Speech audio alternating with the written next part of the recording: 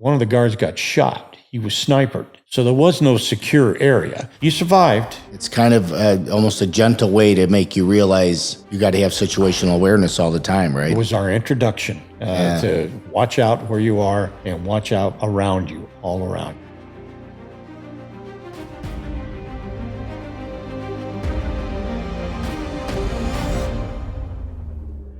Welcome, everybody, to the Warrior Podcast. Today we have a special guest. His name is Terry Barger.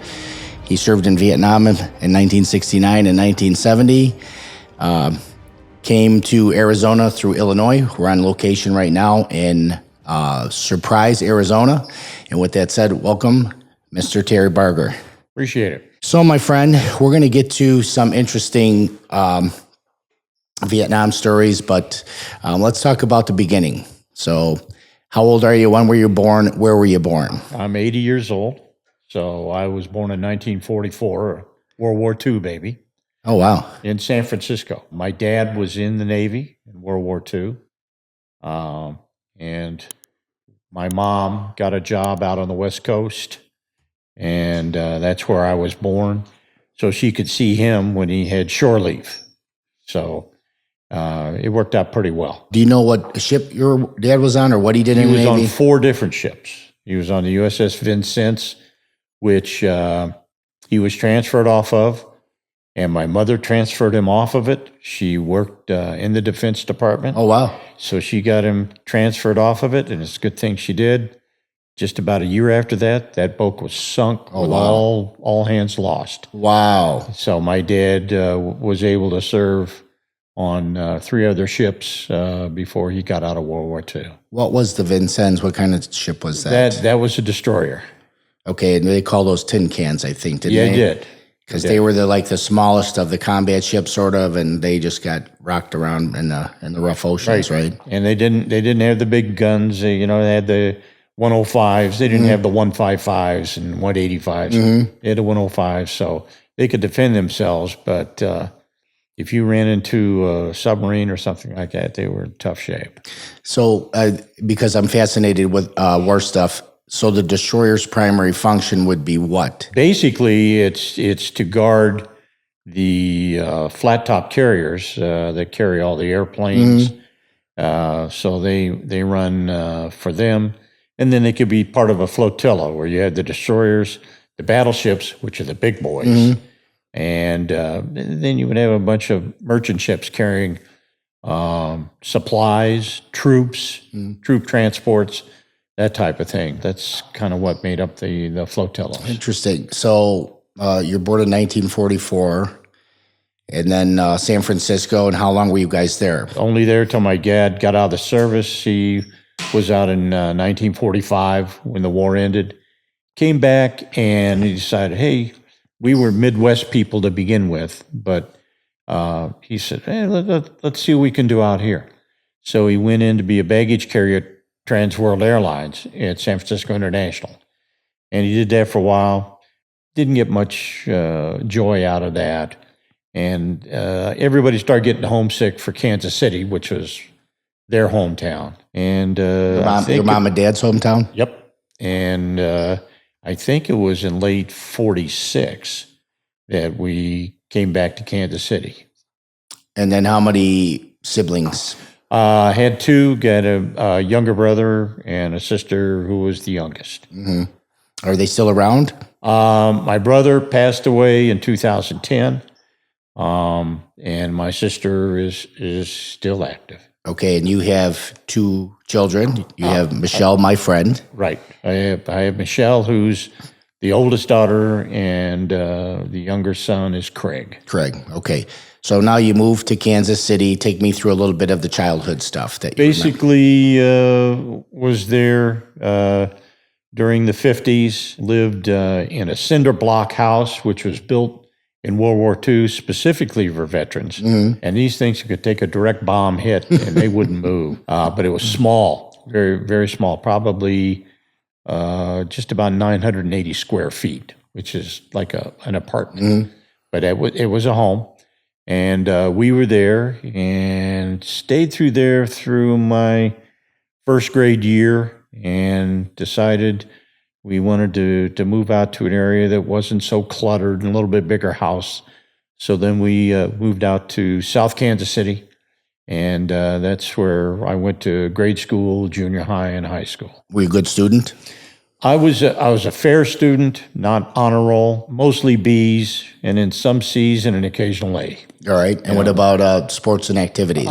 Sports, I kind of liked track, ran the quarter, and That's a hard race. it is. That's the reason I stayed in track for 2 years and said that's enough of that, and then moved on. Basketball, well, because my dad was a basketball player when he was in school. And as it turned out, he went to the same high school that I did. Oh, wow. Yeah, Center High School in Kansas City. And so I like basketball. But the one that I really kind of went for was football. Compared to what I am now in weight, I was a wideout in high school. So I had a couple of nice memories from football. What is a wide out? Like a wide receiver? Wide receiver. It's guys. So you had obviously speed from the quarter mile. Running the quarter mile. I could do the quarter mile about 56, and that's when I was a freshman. Mm-hmm. So when we do wind sprints, back and forth, 40-yard wind sprints during practice, I was always up there in the upper tier. Not the fastest, but that was pretty close. So I was on the track team too, but I didn't run. I was shot put and discus, and all the runners used to say the quarter was the hardest because that was an all-out sprint for a quarter mile. There's no pace or nothing. Nope. You go until you're shot, you're spent, right? That's what you did. You just ran. You ran till you ran out of gas, and so you go as hard as you could. Did you do any relay? Yep, did the mile relay. So I ran the anchor leg on our mile relay team in my freshman year, and my sophomore year I ran in the relay as well as the open. Nice. So, what was the girl situation in high school? Because that's the awkward time for boys, right? Yep. We start. Yep. So you definitely were co-ed in that one. You felt your way around as a guy to understand what was going on the other side. Take some hints from your dad. Yes. As to what's going on, and talk to the other guys that were in your class. So I enjoyed dating. It was fun, and we had some girls that I thought were kind of unusual. They had nice looks. Still the same way today. So. Nice looks. Well, there also was some good intelligence going on there. It's like you weren't dating somebody just because they were good looking. They had something to say. They were good conversationalists. Had good intelligence. So it was fun to talk to them. All right. So you're born in 44. So in high school, you're 1960-ish? Or? I was 58 to 62. Okay. So in 1958 to 62, you're taking a girl out. What does a date look like for a high school kid in that year? For just an average date, you would take them out to a drive-in, we used to call them, Allen's Drive-In. And that's where you pulled your car up, and you had the speakerphone right beside you, and you put your order in, and out they come. And if you really wanted to dress it up, you went inside and sat down. Oh, I didn't know that. I'm old enough to know drive-ins too. I didn't know you could go inside. You could go inside, but most everybody stayed outside, right? You just talk, and somebody, you'd have gals on roller skates coming out with your order after you put it through the phone. Yeah, it's a shame that we don't have the drive-ins like we used to anymore. Now media comes right to your telephone, but that was pretty cool going to the drive-in. It was. We enjoyed that. We also enjoyed the drive-ins that were the movie theaters. Had the same type of the speakers that would come up to the side, and you'd see the big picture up above you, and you'd hear everything, coming through the speaker. So that was fun. Well, when I was a little boy, I used to spend some time with my Aunt Ruth and Uncle Ange, and she had 4 sons. They were much older than me. They were all teenagers. And my aunt was very biblical, Christian, church, very active in the church. And we went to the drive-in, and she put her 2 sons and their 2 buddies in the trunk. So she only paid for one admission. And then when we got in there, and I'm like, Aunt Ruth, you love Jesus. Why are you doing this? So I never forgot that. That was a trick that was tried and done during my high school years as well. I didn't get involved in it because didn't have that many people in the car. It was just me and somebody else who were going to go see the movie. But there were those that put them in the trunk, got them in, and then unloaded them when they got out.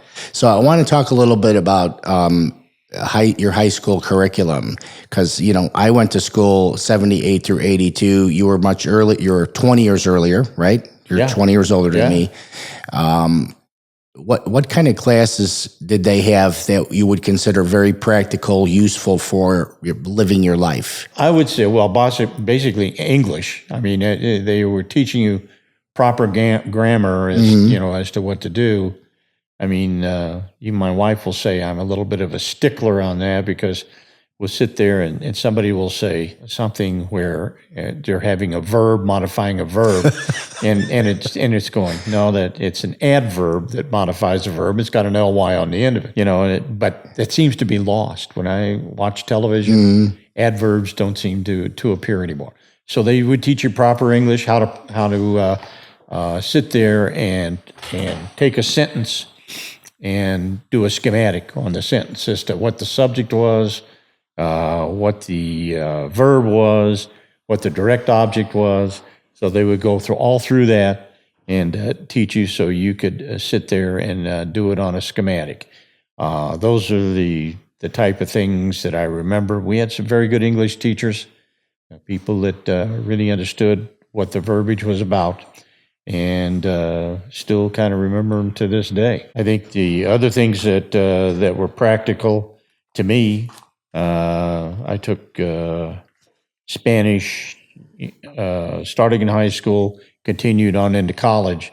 That's coming in useful now, at least the spoken word is, because Spanish is becoming, Can you speak it kind of fluently still? No, I'm not fluent, but I can understand when somebody's talking to me. I don't write it at all, but I can understand, what when somebody is talking about you as a friend. I took 2 years of French, so I know still a little bit of French. I could, when they have some type of sporting event that's over in France, and they're singing La Marseillaise, which is their national anthem. I can sing that right along with it. Oh, wow. That's really cool. Yeah, that's about what I remember. If I could roll back the tape, I took 2 years of Italian because I'm Italian. I would have taken Spanish. It's so useful now. They're not that far apart. No, they're not. They're not. What about did you have vocational classes? Auto mechanics or head shop? Where you were building nightstands and big dish trays and things of that nature. Didn't have auto mechanics at that time. That would have been a good one to have.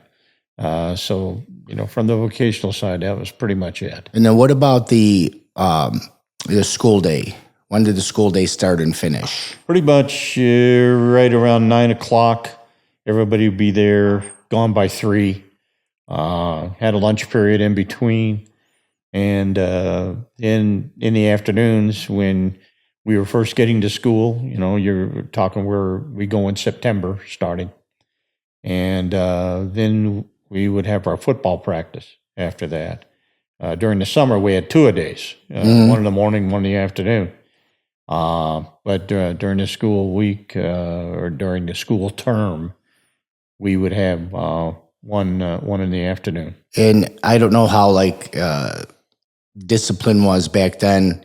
I was 20 years after you. We didn't really have too many challenges to teachers or anything in school. Was that the same with you, where people were basically polite and followed directions? And you had a pretty straight and narrow group. I got out in 1962, and as everybody will remember, everything was pretty cut and dried in there until, unfortunately, the assassination of John F. Kennedy. Mm-hmm. After that, the world changed, and and then RFK, and then Martin Luther King. So the 60s was raucous when you start. So thank you for bringing it up, and let's talk about that. I was born in 1964, and John Kennedy was killed on November 22 of 1963. Right. But I'm a student of history. When you said everything changed, what would be you were 19-ish, right, Right. at the time. So what was going through your 19-year-old head when that happened? Number one, confusion. Never been through anything like that before. I had just gotten out of a advanced algebra course at the University of Missouri, and was headed back to our dorm to eat. And I'm seeing everybody just kind of got their heads down. They're not talking.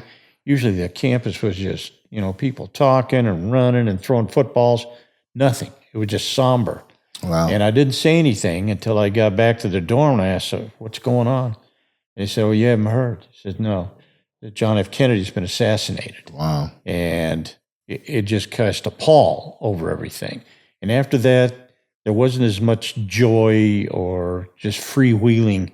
Everybody got serious. It got a lot more serious. So that's where I think there was kind of a big change. Very interesting. I did an interview with one of the Rosie the Riveters, which I have not posted yet, and she was telling me about when she found out that the Japanese had bombed Pearl Harbor, and it's kind of the same thing, but actually more fear because we're going to World War and stuff.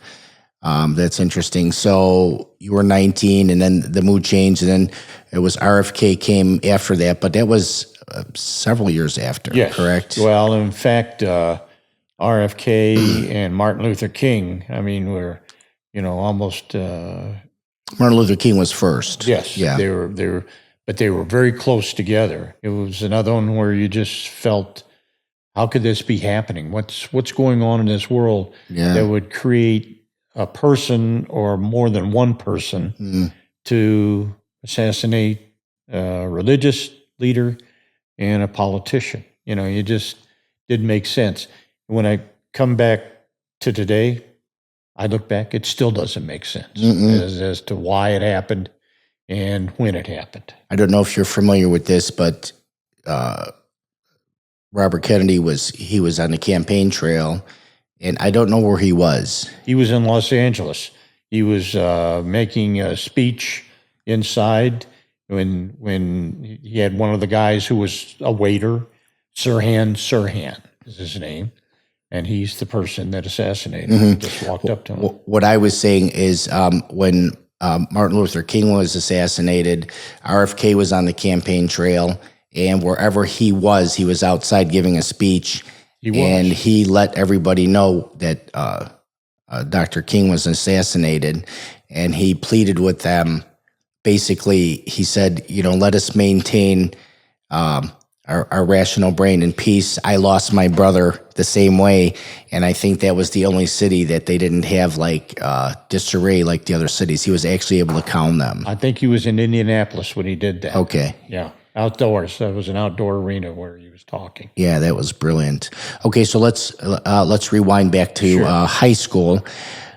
So you're in sports, you're studying, you're doing your thing, and you're going on dates here and there. Are you working a job as well? I was. Started off when I was younger, caddying out on the golf course, and that was good money, and we liked having the money coming in. And so did that for a while. Bagged groceries for a while. Did you remember the Fuller Brush Man? Of course, yeah. I used to collect money for the Fuller Brush Man when I was old enough to drive at 16. And he would just give me his orders, and I would get a percentage of the cut as to what I collected. Did that for a while. Did you ever have to rough anybody up? Or No. Everybody knew those were the good times. Everybody understood what you were coming for, and they were good. And if somebody wasn't home, he just came back a later time to try and collect. Also worked at a lawn service, mowing lawns, big Briggs and Stratton thing where you sat behind it. So did that for a while. So those are kind of the major things that kept me busy. Nice. And so are you a golfer then? I putzed at it. I didn't really take it up. They had caddy day where you could come out on Monday and you had the whole course yourself. But I never took advantage of that, and probably should have. But I took up the game later on, and when I was out of college and working, and learned it from there. Did you ever carry double? I did. In fact, every chance I got. Yeah. Because that's where the real money was. Yeah. Especially was if you could go out in the morning and we'd say do a loop. And the loop was 18 holes. So if you could do 18 holes double, and you had people that didn't shoot off into the brushes or in the rooks, Which or would you had be to spend me. more of your time in the water or over in the trees. So if you had some good shooters, and we did, you could make good money and a nice tip on top of it. Then you turned around, grabbed lunch, rested up a little bit, and hopefully took a double in the afternoon. That's a pretty hefty workout. Yeah, if it you're is. carrying double, golf course is at least 5 miles, 6 miles back and forth and zigzagging and stuff. So, Yep. because I'm a golfer. Which golf course was that? It was Oakwood Country Club out in Kansas City, 6,900 yards. So it wasn't really long. No, but that's not terribly it's, either. it's a good one. So it had all the par fives that you wanted, and it had all the par threes you wanted, and all the par fours obviously filled out the rest of it. Yep. And then that's back in the day where woods were made of wood, right? Woods. Some of them were, and they were just starting to come into metal shafts. And the really good golfers, would go out and have their shafts made for them and then bring them in. But you're right. There are a lot of them were the wooden shafts and the wooden heads. So I'm old enough to have played with the woods, and then the metal woods. I never played with hickory shafts or anything like that, but the technology has just boomed way past when I was in high school playing golf. So I played at a customer outing one time. The award for the longest drive was a wooden shafted putter. And I mean, it was an original wooden shafted putter. Oh, wow. And I thought, I really want that one. And I won. I got the longest drive. So I got that putter, and then I just put it up on the wall. Never used it. Awesome. Put it up on the wall. Yeah, that's awesome. Really cool. Okay, so we finished high school. You had mentioned you were taking was it an algebra class you said? I did take algebra, yeah. And then, so what happens now after high school? You go to college? I move on and went to University of Missouri in Columbia, Missouri. That's where I met my wife and went there for 2 years, freshman and sophomore year. And then by junior year, I transferred out. My parents had moved out of Kansas City, and they moved to Littleton, Colorado, a suburb of Denver. And I'd been out there in a summer camp in Colorado in the mountains, and you're riding horses, and you're playing basketball, and you're swimming. I fell in love with the state. So I figured, hey, I'm going to go to school there. So I transferred out to the University of Colorado my junior year, and that's where I finished out, got my bachelor's. A bachelor's in? I got a bachelor's in arts and science. And then I went up and finished a master's in business later on at Colorado. Awesome. So you met your wife to be then, and then how long did you date? We dated for a year and a half, and then we were married at winter break my sophomore year in Kansas City. What year was that? Putting you on the spot. Sorry. If that would be 60. Let's see, 61 years I've been married. So that was 1964, January of 64. Wow, okay. You were married the year I was born. All right, so you were married, you finished college, and then how did you get involved in going to Vietnam? Well, once I'd finished, my draft board, which was in Lee's Summit, Missouri, a suburb of Kansas City, had been kind of tracing me, and things were hot and heavy, going to Vietnam. You were a registered, right? Oh yeah, absolutely. So that was required, wasn't it? Every male had to register for the draft. You had to do it when you're 18 years old, and I did. And so I had a deferment called 2S, which was a student deferment to go to college once I graduated out of high school. Otherwise, I probably would have been drafted right out of high school in 62. But got the deferment, was going to school. There were times, and I didn't take out any loan money. I financed, and my wife and I financed my way through college on our own. So there were times I had to lay out and work and then come back. So I didn't go 4 straight years to anything. And So when that happened, I basically just kept going to school, thinking I'm going to outlast this war, and graduate and so forth. But I guessed wrong. So by the time I had finished and had gone through school, then sooner or later the draft is going to get you. How do you find out you're drafted? You basically get a letter from Uncle Sam in the mail. It says greetings, and it would go through, and it would tell you, this is what's happening. Here's where you report. Here are the dates you report, and so that was my introduction when I got that letter in September of '68. Did it present a crappy feeling in your stomach when you were reading the letter? It was kind of an empty feeling. It was like we knew it was eventually going to come, so. If it comes, it comes. And we did. My wife was really upset about it. And I said, we knew this probably would eventually happen. This war has lasted that long. So I didn't sign up to go into the reserves or any of that because that would require you a 4-year obligation, active duty. And I figured, okay, they're going to get me for 2 years, and then it's going to be over. And what year was that? 1969? 68. 68. Yep. September 68. And it was, how do they determine which branch you go in, or did you get to pick? You didn't get to pick. They basically needed Army personnel. So when they drafted, you were drafted either into the Army, or there were a few people that were drafted into the Marines.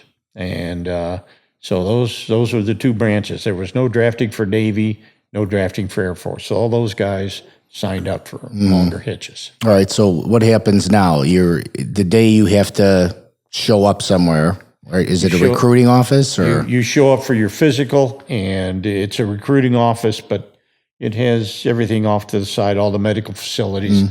So they're doing a height and weight, and they're finding out if you have any disabilities. Now, if you have a disability, and then they learn of it, then your obligation is through. You just move off. But you had to be in pretty bad shape not to pass their physical.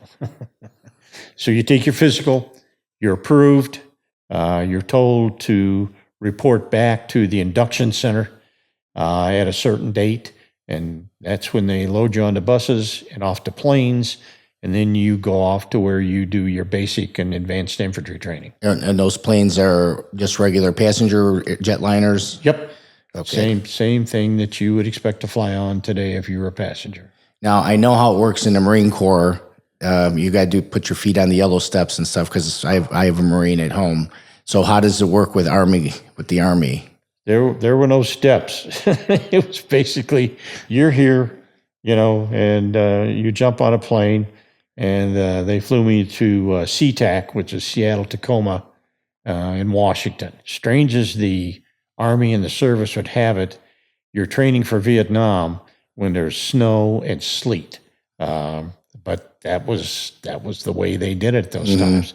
So I went to Fort Lewis, Washington, and that's where I had my basic training and my advanced infantry training before I knew I was going to get my orders for Vietnam. When I did that, Can I pause you real quick? What is advanced infantry training? Is that part of the regular training, or is that something more? You do basic training. You go in and do your 8 weeks, and that's drill and ceremony. You get to understand what weapons are. You get to break them down, clean them. Did a lot of physical training type of things. Field training exercise, out in the wilderness. You went through what was called escape and evasion course, where you were set off, and you had the quote unquote enemy, which was the cadre, the staff, sitting out there waiting for you, trying to capture you. I mean, what you're doing is you're saying, "Hey, I'm trying to evade them and get back to friendly territory." So they thought you might be running into that in Vietnam. Off we go and do that, come through and and go through that course. Once you were finished with that, that's when you were given your next orders. And your next orders would be to tell you whether you were going to the infantry or going into one of the support forces.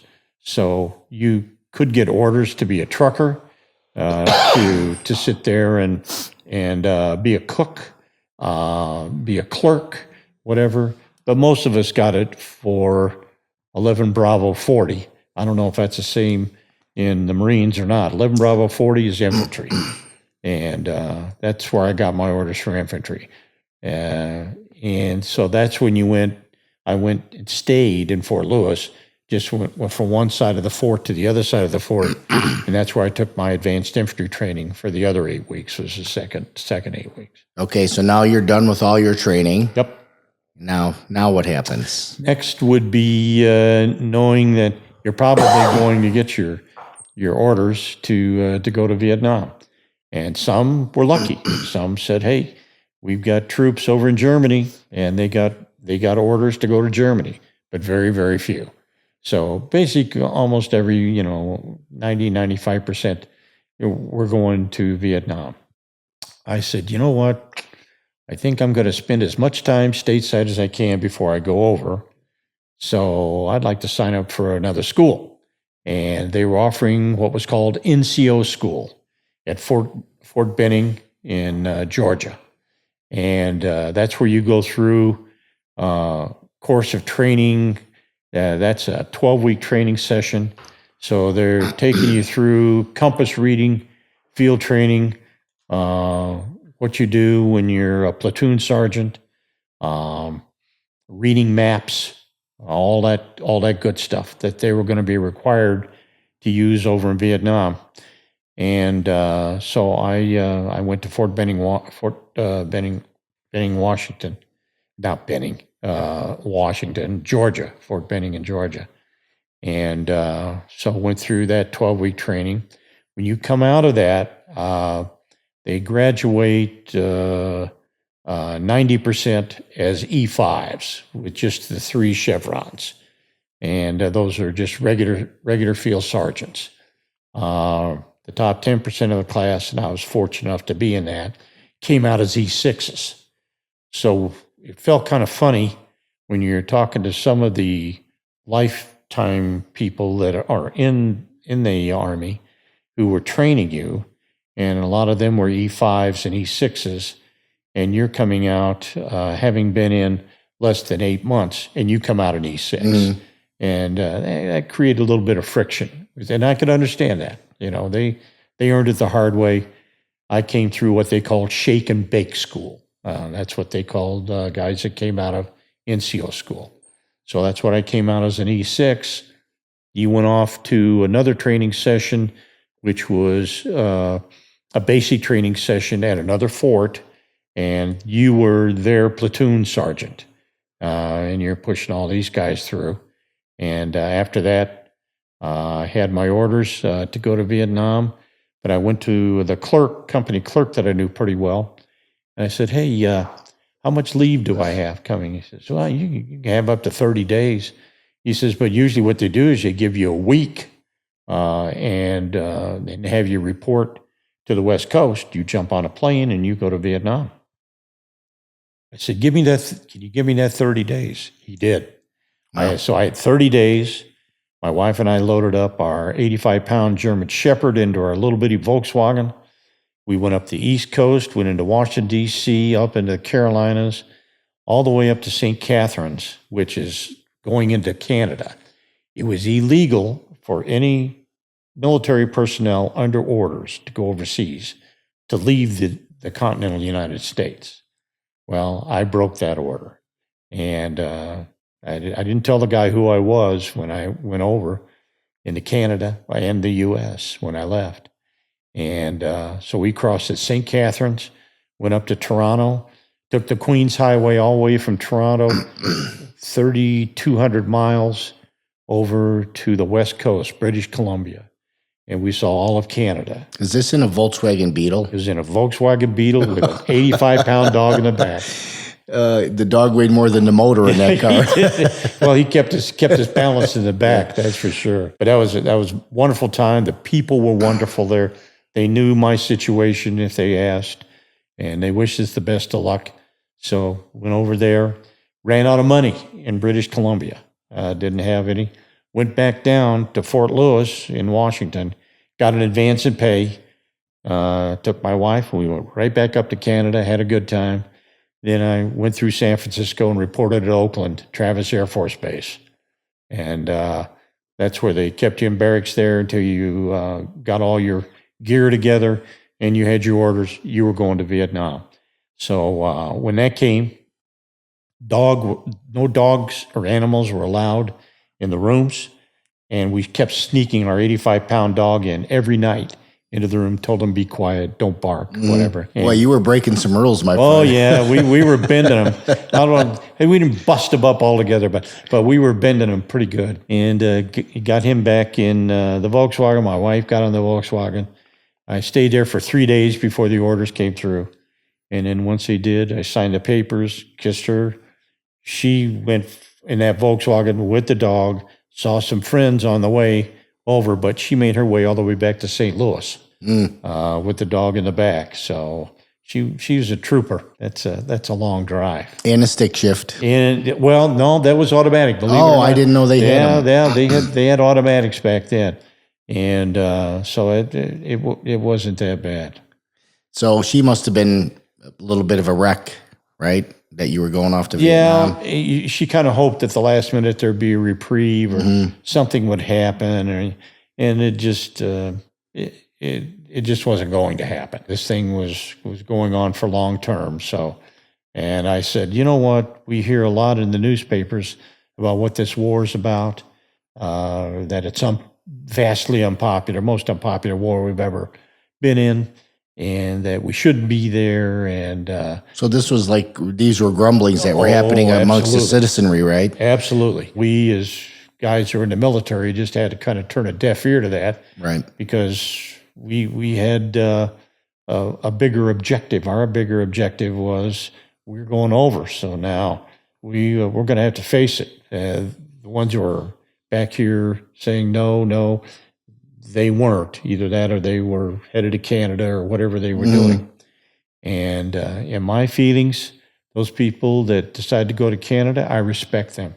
They made a decision and they decided to give up their citizenship and take to Canada, and that's fine as long as you stick by your decision. I don't like folks who would say, well, I'm going to Canada, and then when it's all over, I'm coming back to the U.S. That I didn't particularly care for. But if you went to Canada and you stayed in Canada, God bless you. I agree with that. The war started roughly what year? If you talk about when President Eisenhower sent over advisors, the first Americans to set foot on there were back in 1957. But we didn't actually get into the point to where we put our ground troops in, not as advisors, but as ground troops, our own units. And that started in 63. It was under Kennedy. And so that's when it officially started. So was it always like in the back of everyone's head that this may not go that long? Were they telling you that the war may not wear on, or because that's the impression I got when I look at the history of it. You do. You hear the history, and unfortunately, politics gets intermingled with the military operations. What we were hearing was what the politicians were feeding the news outlets, and it was basically we have the enclave theory where we take a piece of land and we hold on to it, and then we get another piece of land and hold on to it. So we were just, and we were doing great, and we were winning the war, and things were going fine, and it shouldn't take too long. But then it just kept stretching out longer. People started saying, I don't believe what I'm hearing. And I guess I became one of those that I said, I'm not understanding what I'm hearing. And about the only way to really find out what you're doing is to go there. Okay, so you were becoming skeptical before you went there, right? I did. I was, and I did become skeptical. And I said, I'm just going to decide for myself when I get there. And so that was what happened when I went over in 1969. So what unit were you in? I was in the 1st Air Cav. The famous? Well, you know what? It is kind of famous all the way back to Custer. So wasn't it a brand new concept to have an air cavalry like that? That's true. Basically, the Cav, when it was initially started, was everybody on horseback or everybody marching. Well, when you went to Vietnam, it became air mobile. And that's when they brought in the Huey Delta helicopters, and you would load 6 to 8 guys on board a helicopter and a whole platoon. And then we do what they called a CA, a combat assault. The helicopters would all lift off at the same time. So you've got, maybe 10, or 6 to 10 up in the air at one time.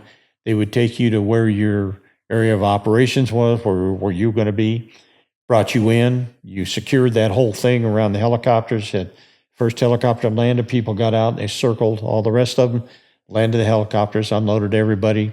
Then you got into the bush where nobody would shoot at you, and the helicopters would take off. And these landing zones were just natural biological clearings, or did they send people in there to do that first? No, we you wouldn't go in to clear anything out like bamboo or anything like that. Made too much noise. If you came in and you're chopping, or some people even use chainsaws to get it out, all you're doing is allowing the enemy to find out where you are and come in. So we would go in as quietly as possible, and had these areas that were called elephant grass.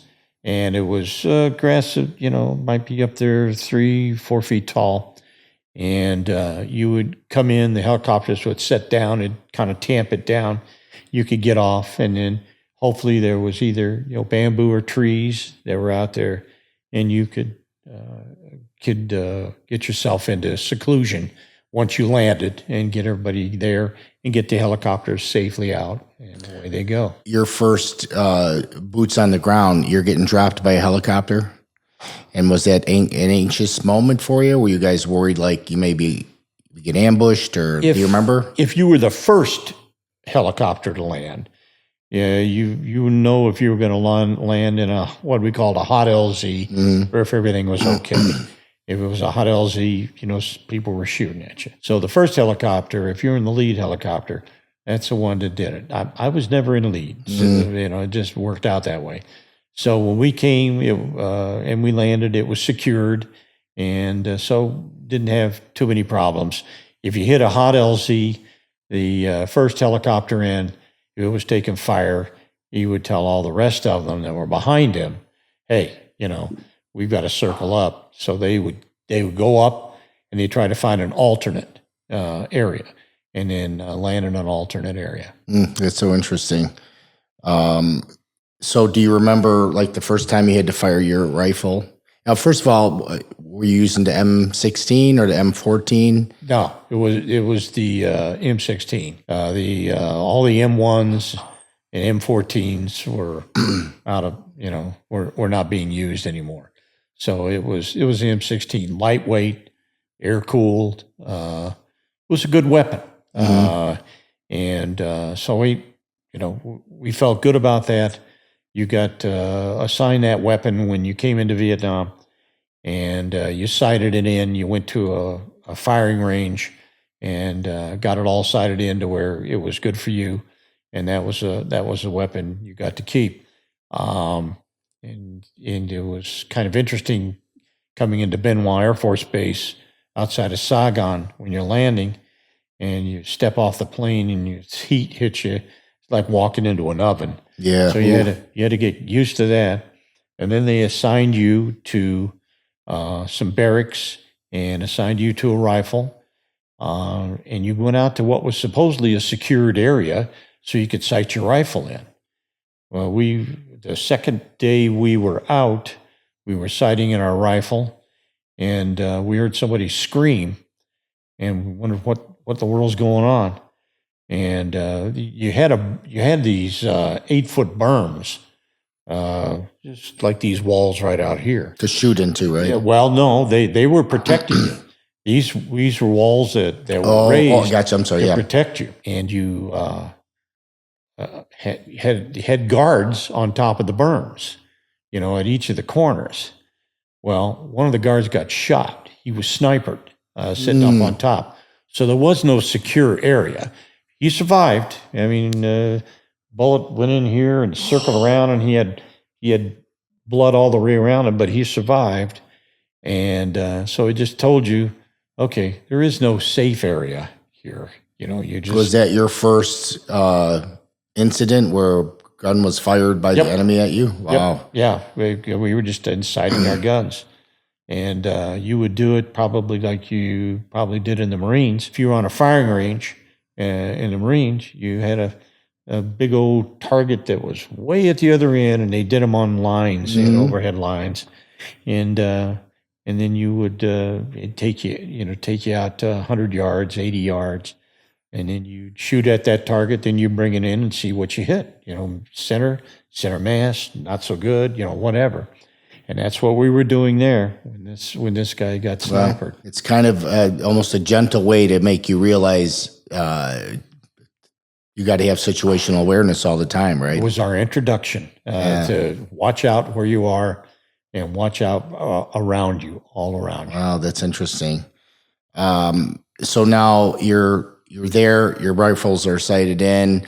And then, like, what's a typical day, typical mission? Like, what happens from there? I mean, I watch movies, but number one, you hadn't been assigned to a unit yet.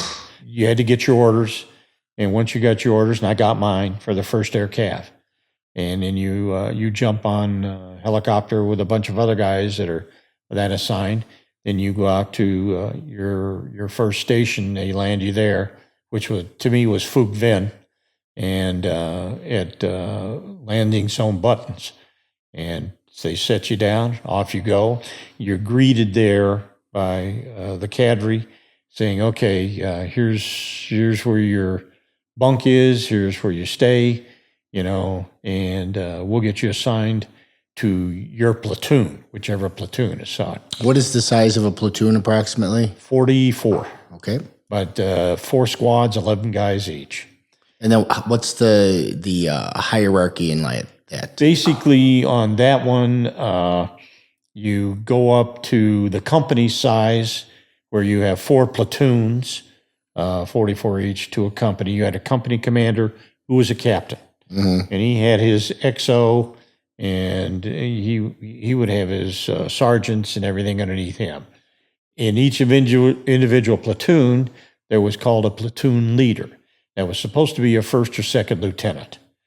Unfortunately, they weren't turning out first and second lieutenants strong enough and often enough to fill those positions. So in the 4 platoons we had in my company, Charlie Company, 3 of them had lieutenants. My platoon did not. Well, I became their lieutenant. I was an E6.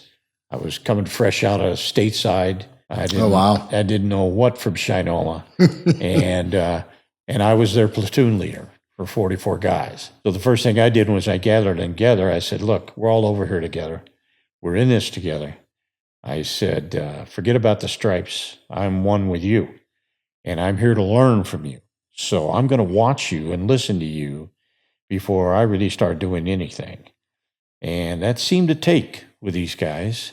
And they said, "Good," because we had a lot of people that have come over as lieutenants, thought they knew it all, and started shouting orders and got real loud. And they said, "It doesn't go over here. What goes over here is be quiet and take it easy and listen and look around you and don't endanger your guy next to you, left or right." And that was my mission. My mission was to learn from them.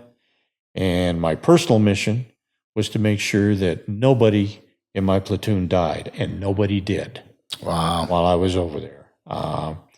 And some got hit, like me, wounded, but they got out in one piece. and made it back home. That was my specific personal That's goal. a blessing, my friend. That's for Well, it sure. was. I thought it was, and I'm glad it happened. I told my wife, I'm coming back to you in one piece, and I want everybody I'm responsible for to come back the same way. That to me, what you did with them, that's the mark of a good leader, because it's not about telling people what to do. It's using the collective power of everybody to make the right decision. So now, were there dynamics where the lieutenants would come in out of OCS and they would be assigned to a platoon or whatever, and the platoon might have had a lot of combat experience where the lieutenant didn't? That's true. That's true. And that doesn't make for too good of scenarios, right?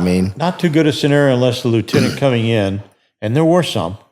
Some of them didn't come out of OCS. Some came out of ROTC. And the best lieutenant I saw as a platoon leader on there came out of ROTC. And so he was not that young. He's probably 24, 25.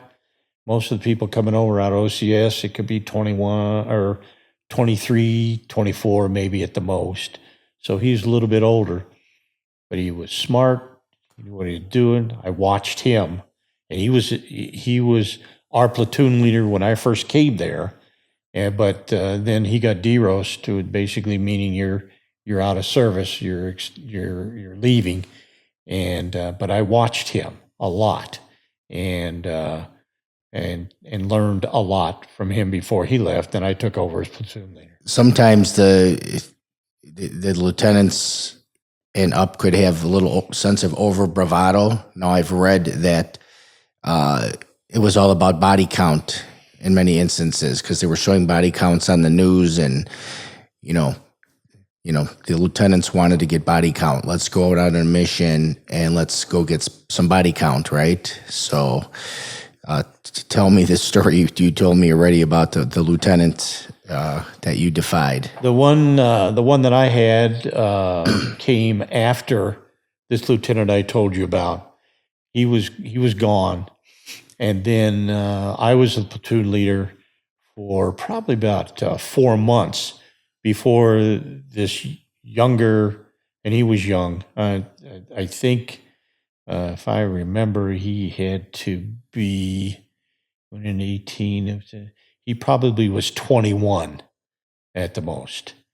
And he had the feeling that he was John Wayne, that this was just like a movie, and follow me and make a lot of noise, and we're going to go defeat the enemy and all that type of stuff. And when they came into our platoon, the platoon guys started looking at me, and I said, "Hey, he's lieutenant." He took your place as platoon leader, right? That's right. So I'm the platoon sergeant now, reporting to him. And I said, "You got to listen to that, okay?" And so we did. But the first time we were out in the field and we heard him, screaming and barking and everything else, I went over to him and I said, "You may want to just calm down a little bit, sir, and take it easy. Out here, that's a good way to get shot by the enemy. And sometimes you're not shot by the enemy, you're shot by friendly fire. And that wasn't the thing you wanted to hear, is that you got out of the field because somebody from your own platoon shot you just to get you out of there." So he didn't really listen very well to that. And when he had us set up one night to go out on night ambush, I was leading the group out, and it was a squad, 11 people. So we had the gun, which was an M60 machine gun, and you had chunkers, which were just like shotguns with you, and you had basically the rest were riflemen. And the shotguns were just pump shotguns, right? Well, no, they were called chunkers. They had was called a grenade that you loaded in the top, and you'd shoot it, it'd go out, and then it would explode. Oh, so it wasn't an actual shotgun, it was a grenade launcher kind of thing. It was. Gotcha. It was a grenade launcher. And those had to be kind of pretty big and heavy when they're loaded, right? You know what? When they're loaded, they are, but you didn't load them till you needed them. Mm-hmm. You just wore the belt, I It got had you. all the grenades in it, but it was pretty light, and it just opened up like a sawed-off shotgun, except it wasn't double-barreled. It just had a single barrel to it, really snub-nosed type of thing. But you just hold it like that, and Okay. you just got a feel for it. Put it in the top, loaded it through, chunked it, boom, and then it would just take its thing. And what kind of range did that have? Not to Uh, sidetrack us here, but that I'm would- interested. That probably, it's fairly accurate, probably within 50, 60 yards. Okay, that's So it was pretty good close ways. in. Yeah. Yeah, pretty close in. All right, And- so back to the story. yeah, and so basically they got us all loaded up and said, "You're out for night ambush. I want you to, find the enemy out there and just clean up and mop up and everything else." And I'm talking to my guys. I said, "Okay, let's go."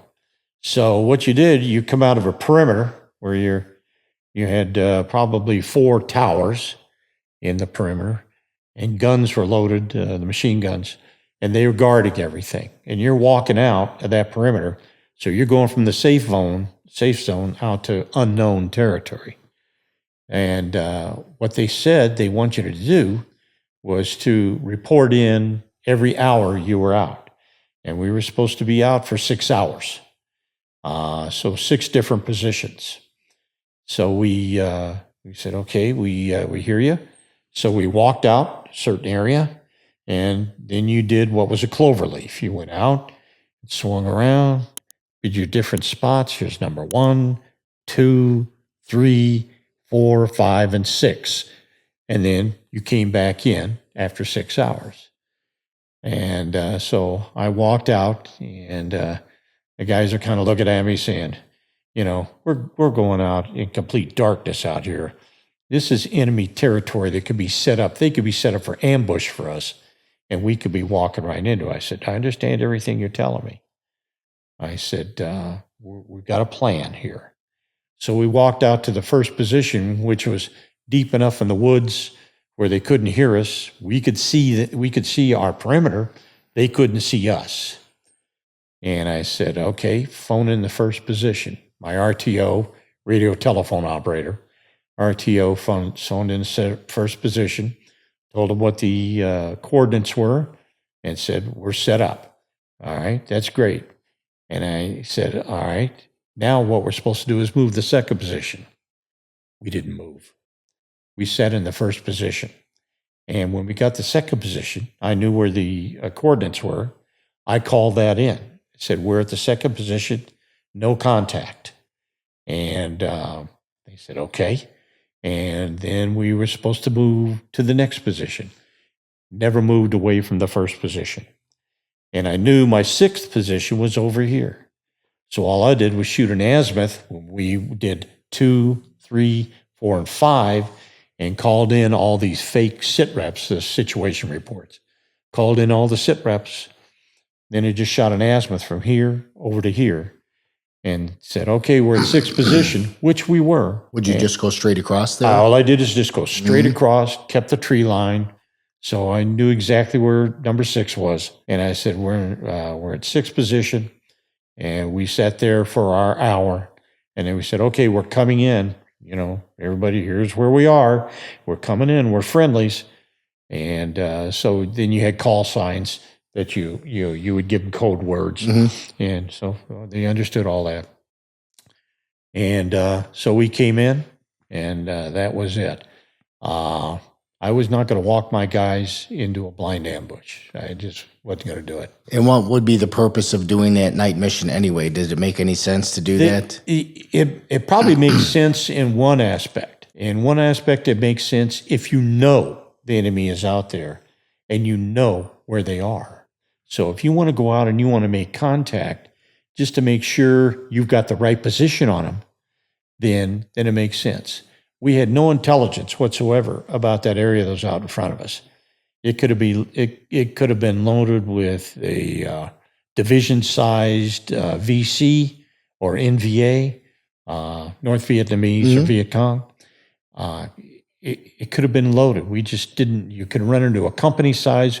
Here we are, a squad. You could run into a company. You could run into a platoon. Anything that was larger than you wouldn't know until you got there. And I just wasn't going to put our guys in that position. Well, So that's disobeying orders. If I'd ever been caught, I'd been court-martialed. But that's the way I wanted to protect my guys. that's very interesting. And I'm sure in retrospect, you have no regrets on that. That's exactly, I would do the same thing if I had to do it over again. That's interesting. So tell me some other stories. Basically, the things that we ran into the most where we had contact with the enemy was at night.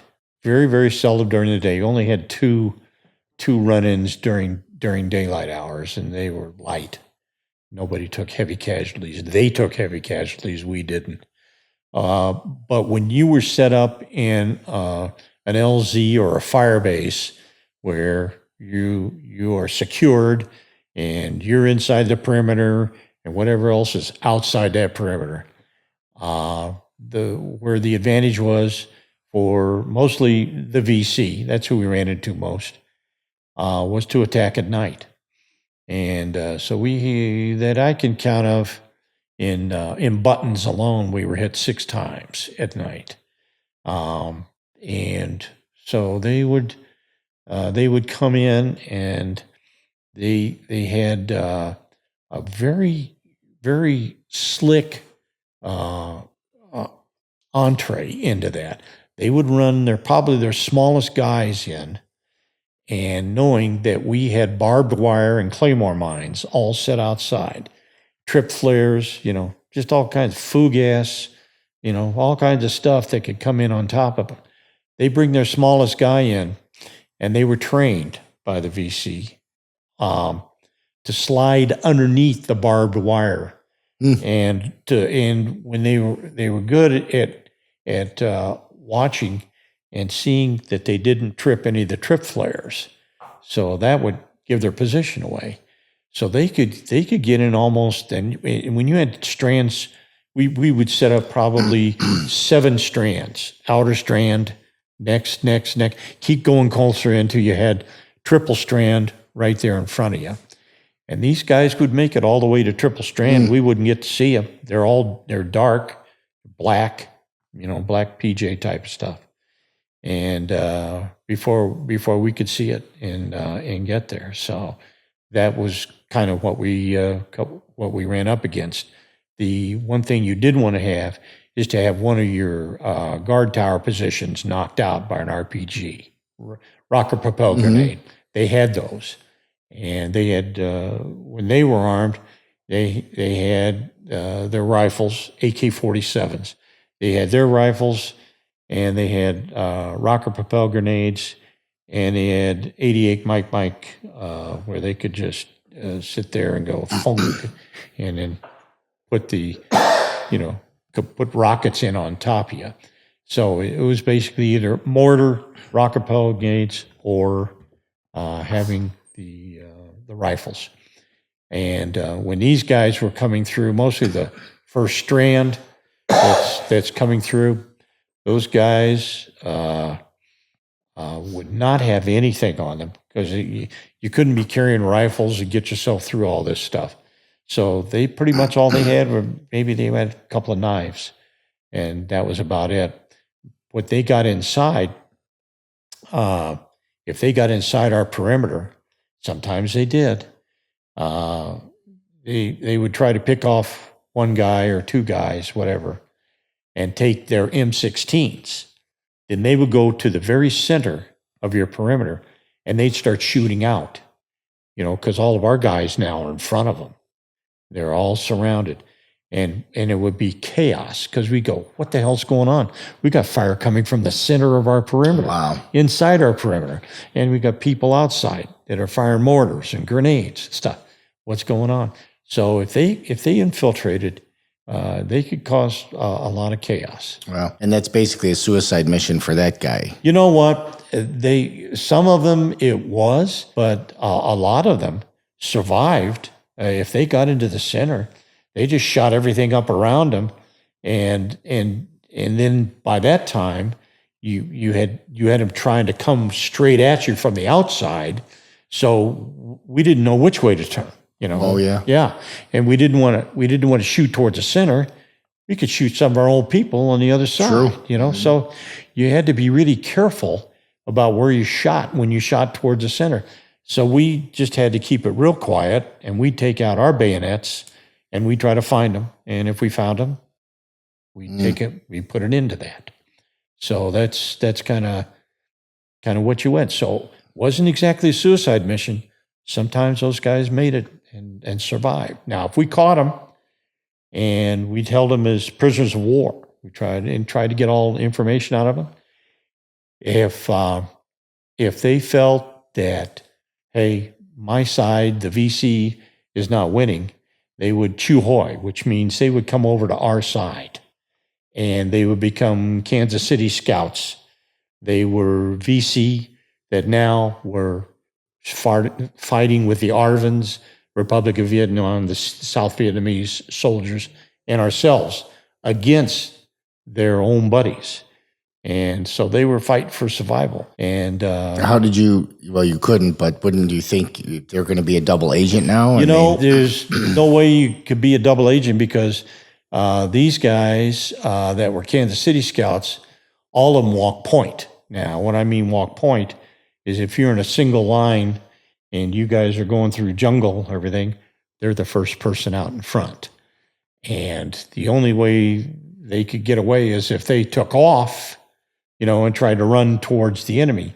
Well, the enemy doesn't know who they are because now they're dressed in our combat. So, and they would mistake them for an Arvins and they'd shoot them. It's a good way to keep them honest. Yeah, very, very little chance of them doing that. And some of them truly did believe that, okay, we're fighting on the wrong side here. We should be fighting on this side. And they truly believed that and went through the whole war as Kansas City Scouts. I want to pause on because you mentioned AK-47, which is one of the greatest weapons ever made in terms of durability and simplicity. Yep. But that was shooting a much bigger round, right? Yes. Was a 7.62. Yep. And the M16 was a 5.56, correct? Right. So did you have any jamming problems? Because a lot of what I read said the early versions, they were having jamming problems with the M16s. They were, but that all was pretty much solved by the time I was out there. There were jamming problems, I'm sure, from 63 through probably maybe close to 66. But by the time Tet hit, and that was January of 68, that was the big offensive from the North Vietnamese and the VC, a huge offensive. By that time, the weapons were pretty well all cleaned up. By the time I got there in late 69, there were no jamming problems. If there was a jamming problem, it's because that person who was responsible for that weapon didn't clean it right. And then was the primary manufacturer Colt? Yes. Okay, so when you're going on these missions, like that night you had to go out and do the 6 positions, what did you like to take with you in terms of mags and ammo and stuff like that? Well, basically, with a squad size, you took out 2 guns, 2 machine guns. You would take out guys that shot the chunkers, the boom like that. You'd have about 3 of them, and then the rest of them were your just standard M16s. You set up your guns at perimeters to where if you set up in a circular night, you would set up 1 gun at the front and 1 gun off to the side, and then you'd have a chunker here and a chunker here. So you're protected on all 4 sides. And you would set up your claymore mines or trip flares all around the perimeter so that if somebody hit that trip flare, then you let go with your claymores and squeeze them off, and that would shoot those pellets out at whoever else is out there. So you personally, when you had an M16, how did you like to pack yourself with ammo? Basically, you had bandoliers. They were just cloth pockets that you put your ammunition in.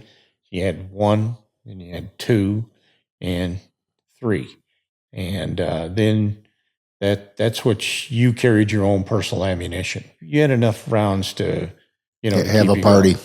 Yeah, you could do that. The guys who had the chunkers carried their own little personal things with them, and then the two guns you had they were 2-man teams to carry the guns, and they had their ammos, but they were in ammunition cans, ammo cans. Which are not light. No, they're not, and so those guys really got weighed down. All right, so you got 2 Purple Hearts. So tell me about those stories. Well, the first one was when I was out in the field. We ran into some enemy positions, and they had phosphorescent flares that they shot up to lighten our position to show where we were. And what is phosphorescent? Phosphorus is just a burning material, and it's shot either out of a cannon, if they've got cannons back there, 105s or whatever. It's either shot out of a cannon or it could be shot out of a mortar. And it shoot it up, and it would shot up. You didn't see it. When it got to the top, a parachute opened up, and then the phosphorus lit, and it would brighten up the whole countryside, and you could see anything that was moving. And that was our enemy if they shot it into our position, and they did. And when they did, I thought the best thing, we got to get it out of here. Get it away from our position so they can't see us. And it's hard putting those things out, except like we talked about, smothering it with dirt. We didn't have time. Right there, we were dodging bullets. So the thing is, we just wanted to kick it out of our perimeter. Well, I should have kicked it, but what I did, I was kicking it. It wasn't doing a very good job. I tried to hit it with my hand. That's where it burned, my hand. And then phosphorus just keeps burning. Yeah, it does. Don't they have grenades specifically that use that? They have that as well. Yeah. So that one's to light a position, and the other is to, if it hits something, with a phosphorus type of propellant, it'll explode it and flash. They just wanted to get it out. When I swept it out with my hand, I got a piece of it in there, and it was burning through. So we finally got rid of that. It burned, but it got rid of that. I was out of the field, I don't know, 2 weeks. Was bandaged up, and when I left, my guy said, "Oh, that's the last we'll see you. You made it back to the backside, boy. You got the $1 million wound, boy. You're going to be headed back home." I said, "Don't count on it." And so I was not offered the option, and I didn't need to take it. I was going back out the field. So as soon as it was all good and everything, I was back out in the field. And then your second Purple Heart? That one was when we were under attack. We were out in the field, and we'd set up a perimeter. And then I was not in the field at that time. I was in the REMF. I told you about that earlier. So I was rear echelon. I won't say it. It's a rear echelon MF. Okay. So I was in the back. I was a supply sergeant at that time. So I was delivering DX, which were changing of uniforms, to get them clean uniforms, get them new ammunition, get some food out to them. So I was just resupplying. But what it meant was, once I came out, I'd spend the night out there with him in the perimeter. Well, the VC heard us setting up. They must have heard us setting up, and we had taken some armor and cleared out some trees. We just shot. You could shoot 105.5s or explosive devices into trees and just shatter them so that you could see further out. They couldn't hide behind them. So we cleared out what we thought was good enough. Wasn't good enough. They laid in the tree lines. They waited for us that night. And that night, the first thing we heard was a sound you never want to hear. It's called thunk. And thunk is when they sit there and get the mortar shell, put it in the mortar, and boom, it takes off. And they were shooting in, and now I wasn't assigned a weapon. I could get to a weapon, but I wasn't assigned one since I wasn't out in the field. And the first thing I did when I started hurting coming in is I don't know if you've seen these culverts, that metal culverts where you have water flowing through them here. Yeah. Well, we had culverts out there, but those culverts, you just put a half culvert down, and you could crawl into it to sleep, and you're protected from rain or whatever else. So once I heard those coming in, I headed for a culvert. That's the best I could think of. Well, they're open at both ends, but they protect you. And one exploded and came in, and it hit me in the back and in the shoulder. And I can remember just saying to myself, I cussed to myself. I said, I promised I would not get wounded, but I did. That was just the way it was. What did that feel like? It was just kind of a sharp. It was like somebody giving you a polio shot or something, but it was hitting you different spots. Shot, shot, because it was just all these pieces of fragmentary coming at you. I was lucky, if you get hit in the head with those type of things, it's pretty much over for you. Yeah. But that's where I got it, and so we went through that night, and they were fragging in all the fragmentary devices they were going to do. The next morning, when it came up, we had a lot of wounded, some dead, a lot of wounded. And I was helping them load them onto helicopters to get them out of there, medevacs. And when this one guy was coming out saying, hey, wait a minute, you're bleeding here, man. He says, you better hop on top of this bird. I said, this is a scratch compared to what these other guys are going. So I helped them load the bodies on until they said, okay, this is the last bird going out. That's when I jumped on and I went out. I mean, I've never been in that stuff before, but I'm telling myself, you're just a hair away from being dead. You know what I'm saying? You know what I'm saying. Sure. So, and bullets flying, that's insane. And then you have also 2 Bronze Stars. The Bronze Stars are not for anything that had to do with valor. There are 2 types of Bronze Stars: a straight Bronze Star and a Bronze Star with a V. The Bronze Star, I don't know how they do it in the Marines, but a Bronze Star with a V means you did something that was extraordinary, and they're ordering that with valor. Mm-hmm. I got 2 straight Bronze Stars, one for being in the field, one for being in the rear. And that was basically for just knowing what you were doing. You knew your job. You knew how to maneuver through the jungle. You knew how to set up night ambushes and set up claymores and get your guns positioned to where you wouldn't get ambushed. So it was just knowing your job, when to be quiet, when to shut your mouth, and when never to smoke. And we were taught never to smoke in the field. So as not to give our position away, yes? Well, unfortunately, there were snipers up in trees that would be above you. And if you sit there and lit up a cigarette, they could see exactly where you are and pick you off. I mean, exactly where they need to hit you, basically. Yeah, absolutely. This is going in here. Guess what? It's a headshot. That's interesting. Going back to the thing about lieutenants and them barking orders and sometimes getting shot by friendly fire, was that part of like what they referred to as fragging? Yes. And that was the thing, right? I mean, well, that happened. It wasn't a big thing, but if you ever spotted somebody that was, going to be trouble and could wind up, if you followed what they said, you're going to be hurt. There were some that met what we called friendly fire, fragmentation, and it didn't end in them being killed.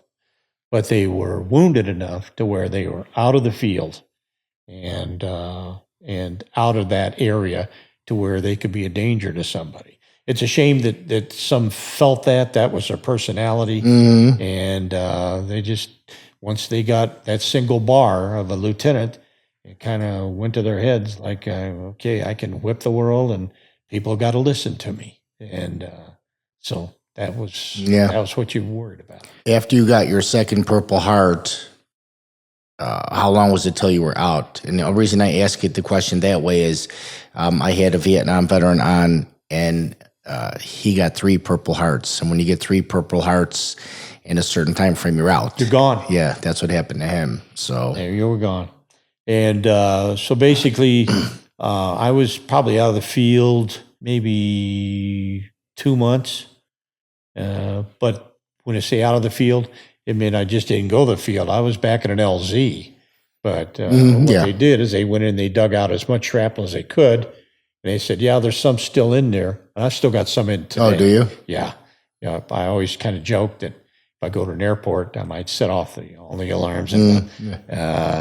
But if you ever gone to a surgical procedure and they send you through that tunnel and you're doing all the electromagnets around you, that could move your fragments that are in your body. Wow. So the MRI, you mean, right? Yep, absolutely. And they said, they warned me, well, if you feel anything, tell us. I said, I sure will, And it said, but you take off watches and rings and everything else when you go in those tunnels. And I never had it bother me, although it has moved because they've taken some x-rays and it's moved here and it moved over to the side. So they almost could follow it. Well, that's interesting too. Okay, so now you come home, and I've talked to many Vietnam veterans, and that usually isn't a pleasant thing. So how is your coming home? It was pretty quiet when I came home. As soon as I got to Oakland, now you're flying from Benoit to Oakland, and you're getting off the plane there. I had civilian clothes, and I put the civilian clothes on because I was out of the Army. That was the end of my tour. I didn't have to go serve anything on temporary duty or cadre or anything else after Vietnam. I got an early drop, which means I went in September 68. I got on July of 70. Well, that's not 2 years. You got a couple of months there. It was knocked off. I went back to school to get my MBA, and so I'm all getting my civvies, everything else. The only thing it gives me away is my hair. You got buzz cut, and I let it grow as long as I could. And so I, quite frankly, from when I went to Oakland to where I met my wife in St. Louis to where we flew back to Boulder, I never had any incidents. Others did that I was with, and they were not good. But when I got back, let the hair grow long in back, long on the sides. So I just kind of fit in with the rest of the college students. So let me ask you this. My interview with Bill Taylor, he, somewhere in being in combat, he realized that, the reasons why we were told that we should be here was basically BS. And he used to ask the young guys, why are you here? And they would give the textbook answer. We're here to protect our freedom and fight communism, whatever they said. And he was just doing it as a psychological data gathering. And did you come across that realization somewhere in there that this was nonsense? Or it was pretty early on, because when I went over, compared to the other people that went over, I was relatively old. I was 25. And so I had a little bit of bark on me, a little bit of maturity. And so I just went over there with an open mind to find out, what's really going on. And it didn't take too long before I found out in my own mind that we were in the middle of what was to be a civil war between the North Vietnamese that, were being led, and the South Vietnamese that were supposed to be a democracy. Well, unfortunately, the political leaders in the South had used their position to gain wealth, power, and they were just all set up for the rest of their life. And it really wasn't out of principle. It really wasn't out of democratic principles. And they were just making sure that they were taken care of during the war and after the war.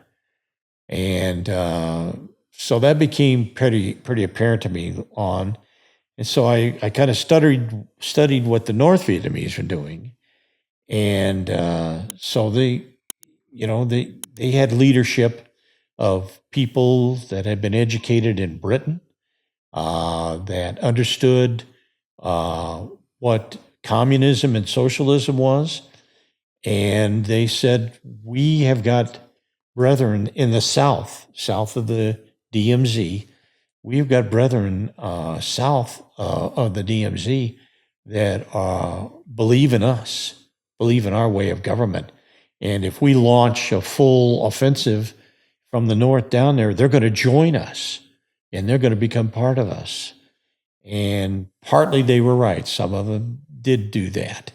But it became, to me, a civil war, and Vietnam was supposedly should have determined on their own. They should determine who's going to be our next leader and who's going to be governing and how that country is going to be shaped after the United States leaves. The French tried to do it when they were there, and they got royally kicked in Dien Bien Phu in 1954. And that's when the DMZ was set up between the North and the South. And so we came in and kind of took over the French position because Eisenhower knew de Gaulle. And de Gaulle asked, protect our rubber plantations, our citizens that are still there. And I think Eisenhower said, okay, we'll watch out for them. And that was our introduction into Vietnam. This is 20 years prior to me, the whole thing. Based on what I've read and what I know of history, that war was purely about politics and fueling the military-industrial complex. There was no reason for us to be in there. I also read that John Kennedy didn't want us to be in Vietnam. That's correct. I believe that. So he wanted to pull the advisors out. And I think he made an order to the military to pull out all the advisors.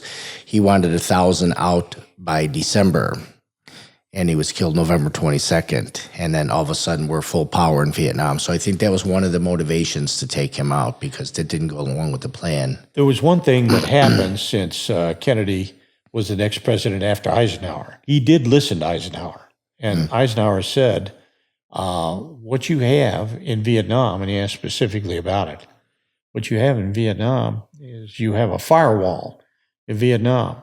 And next to Vietnam is Cambodia. Next to Cambodia is Thailand. Next to Thailand is Burma, and all that. And if one falls, then all of them will fall. We thought the whole area would come under communist domination. That was Eisenhower's thought process. And so we had to protect Vietnam to make sure it was democratic and it stayed as a firewall. Well, then Eisenhower left, Kennedy came on, and I think he took a look at it. Like you said, I think he came to a different conclusion. He believed Eisenhower at first, but as he got into it and he saw what was going on, his conclusion was, that's not so much a firewall, it's going to stand on its own, and maybe we shouldn't be there and let the chips fall where they may. It doesn't mean all the other countries are going to fall if Vietnam becomes communist. And as it turned out, that's true. And that's what happened. But he didn't live, to see that promise carried out. And also, I read and saw through documentaries that Ho Chi Minh was like their kind of the spiritual leader, and he was friendly with the United States, and he didn't want necessarily a civil war either. He was trying to maybe do it in a more diplomatic way. Ho Chi Minh was a very intelligent individual. He was the person I mentioned that was trained and had educated in Great Britain and spent a lot of time outside of Vietnam. He was a busboy in the United States. He did some things here too. So he understood our form of government, whatever. And he wasn't so much in love with communism. as he was with the idea that Vietnam should self-determine what it wants to be on its own. And he was right. They should have the right of self-determination. And if it means they become communist, that's the way it is, or socialist, or democratic, whatever it is. And he took that with him to Vietnam. And I think he reluctantly became the leader of the opposition with North Vietnam. And he felt, I've got support from the Red Chinese, which he did. He had armed support. In fact, there were reports, and there were reports that were documented of attacks on our positions. And when the morning light hits and there are dead bodies out among the barbed wire, you were digging bodies out that were about 6'1", 6 feet, 2 inches tall, maybe weighing 180, 200. No Vietnamese are that big. They were Red Chinese troops. So there was help that was coming from Red China, and he accepted that. But he wanted that was his driving force, self-determination. He didn't get to live to see that, but he got it in progress. So by the time the war was over, then they made their minds up what they were going to do. So that's almost like a replay of Korea, right? With Again, the Chinese coming in. Absolutely. Yeah. Except it wasn't as prevalent.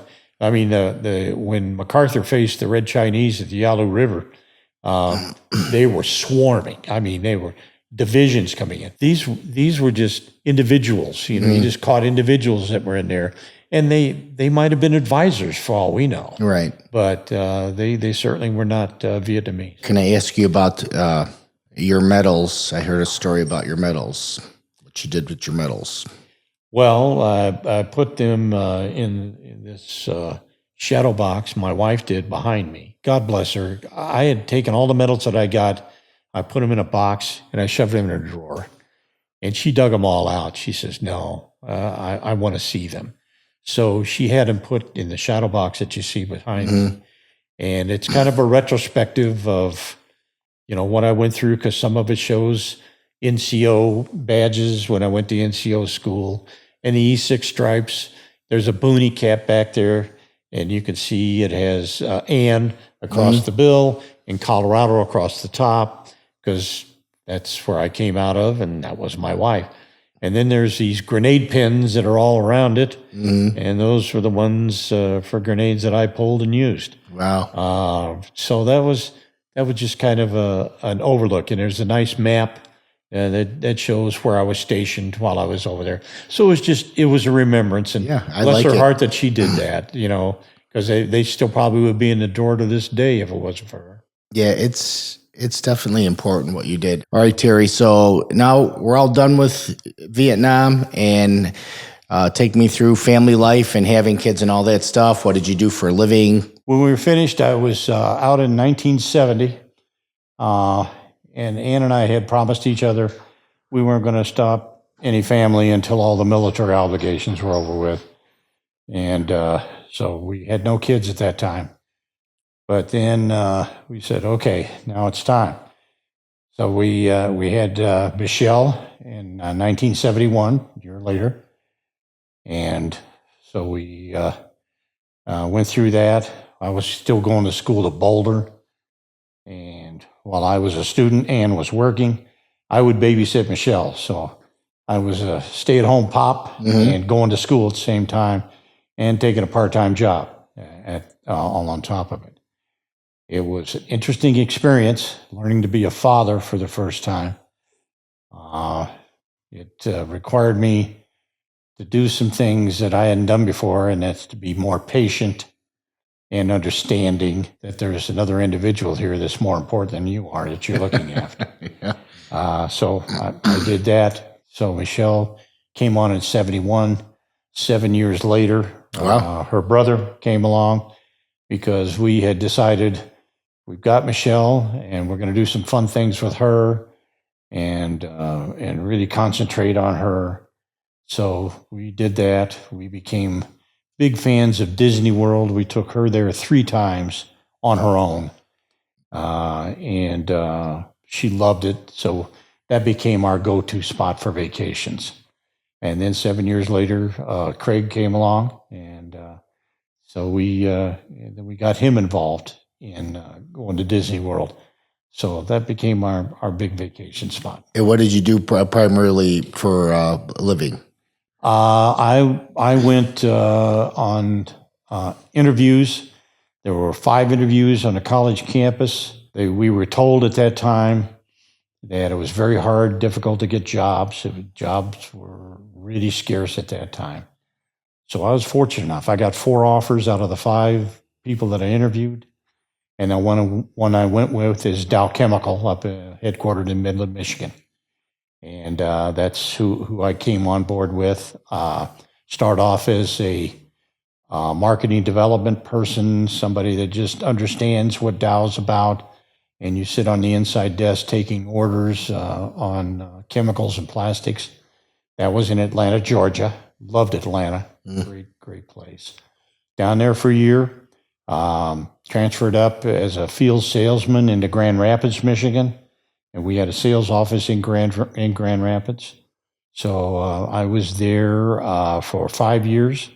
And then I moved up into Midland. I was promoted to a credit sales manager in our treasury department up in corporate headquarters, and then moved over into product development in the marketing side, and was doing that for our foam sheet products and also our plastic line pipe that goes into culverts, inside plumbing, white ABS pipes that you see all over the place. So did that, and I figured there was a time where I felt our 2 kids needed more exposure than Midland. Midland's a town of 31,000 people, very small. It's all Dow Chemical and Dow Corning. And I said, there's more to life than that. There are baseball teams and concerts and things. It just didn't reach up in this little town of Midland. Huge company, but a small town.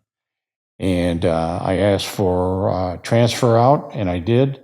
Went into field sales out in the Chicago area for Dow, and then was offered a position to go into management in plastics, and went to one plastics distributor, and then a year later another plastics distributor, and I was their national sales manager until I retired in 2011. And that was that last portion was in the Chicagoland area, correct? Yes. And that's how I met Michelle. I met her on the trading floor, and That's right.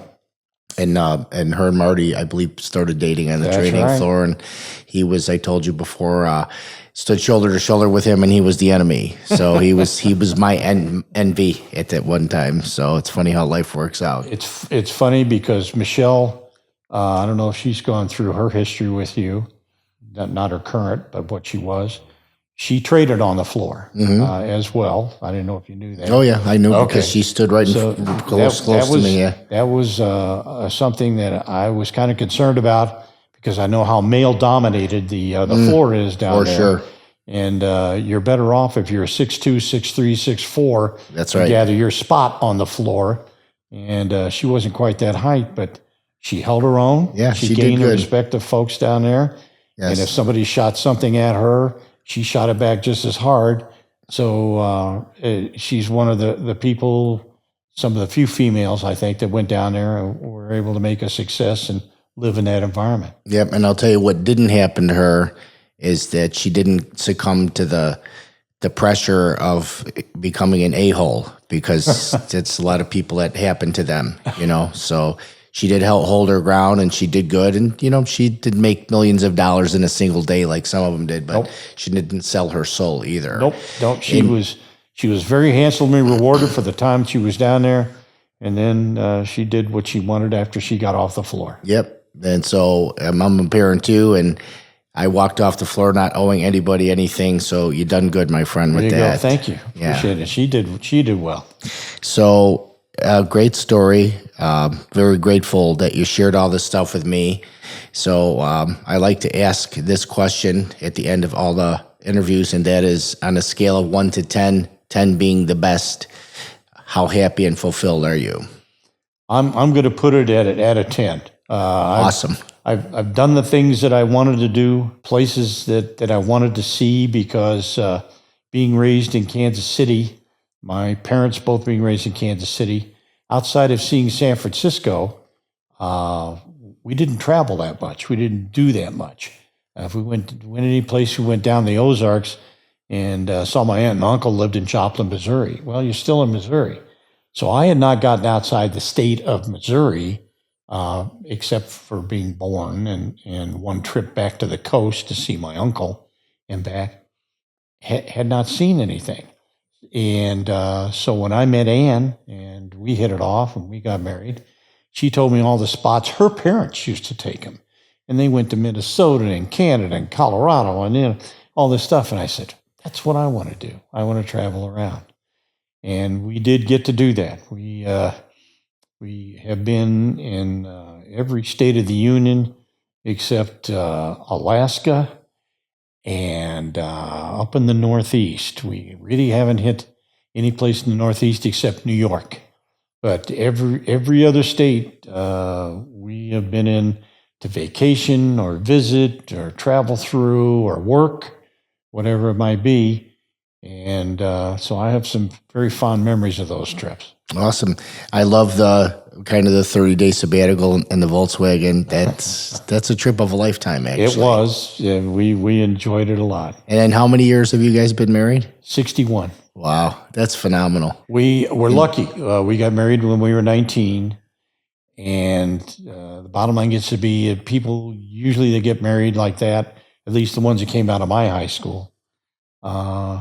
They've been divorced once, twice, maybe sometimes 3 times.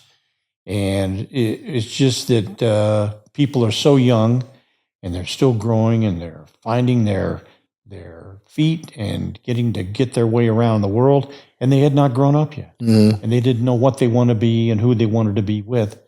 And fortunately for she and I, we grew in the same direction. It could have gone just as easily gone the other way, but it didn't. So we've been very fortunate. Nice. Do you believe in the old adage, couples that played together, stay together? Yeah, I'll buy into that. Yeah, I do too. I'd even carry it a step further.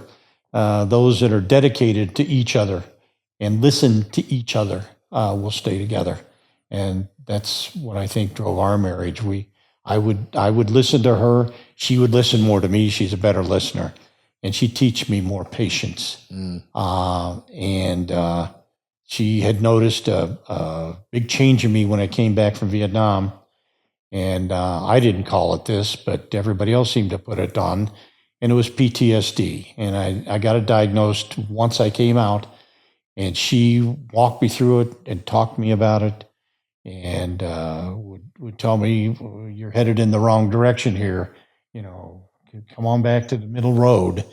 And so with her help and through the VA and what they've done with PTSD, I've been able to probably quiet most of the demons that are out there. And people, and I'm one of them, who haven't been there, they just have no idea.